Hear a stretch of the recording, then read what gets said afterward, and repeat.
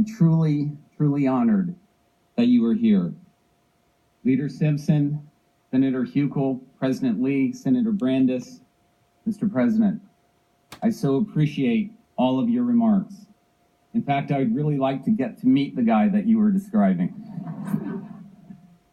Now, with such nominations and with what they carry with them, it reminds me of when I first ran for the House of Representatives.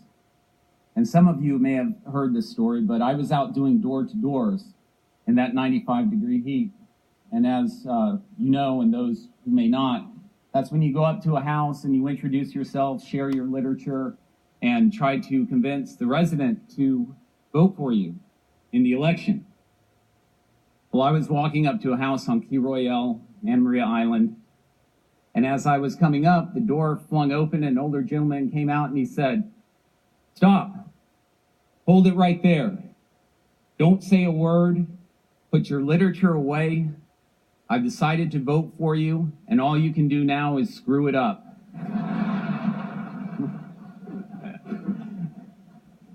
And that was very good advice at the time, and it probably applies now. So I will keep it in mind going forward. Before I continue, I would like to reintroduce a few folks and add a couple more, starting with my wonderful wife, Julie. I could not do any of this without her love and support. You know, I have a young man who works for me. His name is Brody Enright, and he won an award, and he was being interviewed for winning that award, and he was asked the question, "Who are your legislative heroes?" And Brody said, "For sure, the legislative spouses." And that is so true and so wise for a young man, but so true, and we are all blessed to have supportive spouses in this process. And Julie, you are my hero. Thank you for everything you do. I love you.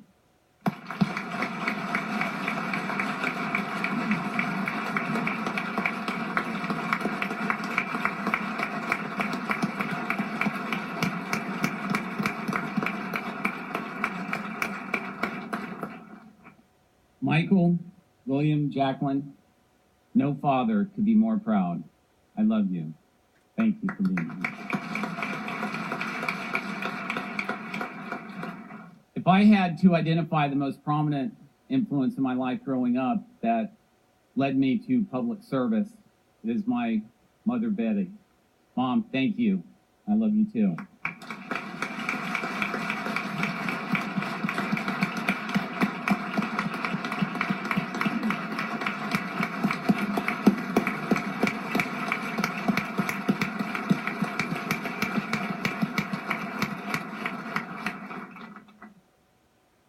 My father was also a major influence in my life, but he was much less political.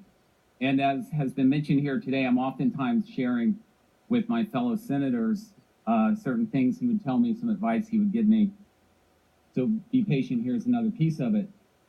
When I told him I was running for office for the first time, after a pause, he said, "Well, the good thing about running for public office, as opposed to other endeavors, is that you'll get to find out for sure how many people don't like you."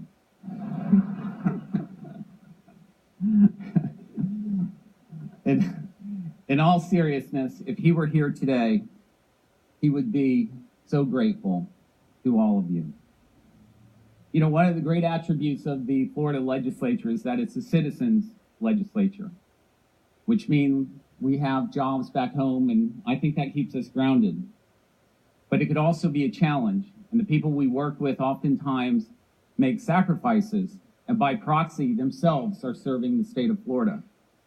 So I would like to recognize some of my law partners who are here from Grimes Goebel, and incidentally, I began working at the firm as a teenager and just never left. Well, I'll start with Caleb Grimes, who's here with his wife, Michelle. Thank you for being here, Caleb.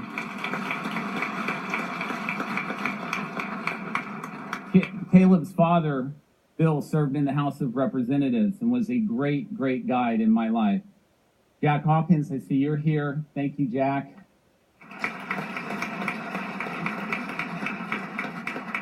Sasha Ross. Sasha, thanks for being here. And our newest associate, Kyle Grimes. And I also saw Neil Taylor was here somewhere. Hey, Neil.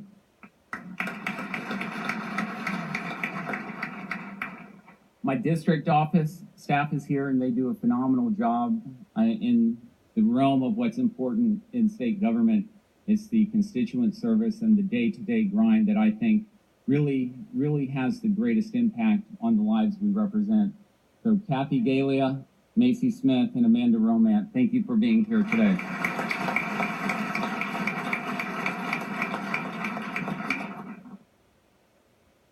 Leader Designate Clemens, thank you for being here today. I look forward to our work over the next few years. Thank you for attending.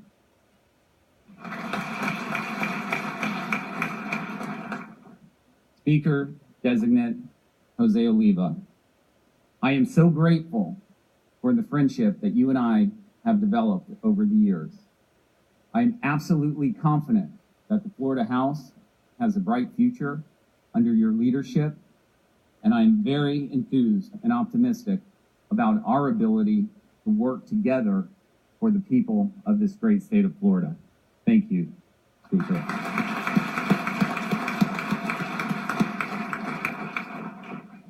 To the caucus, I say I'm truly honored, yet at the same time, humbled.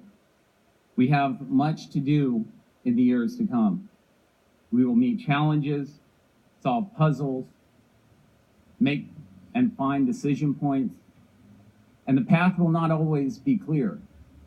But I can tell you one thing, as I stand here today, that I have absolute clarity on. Absolute.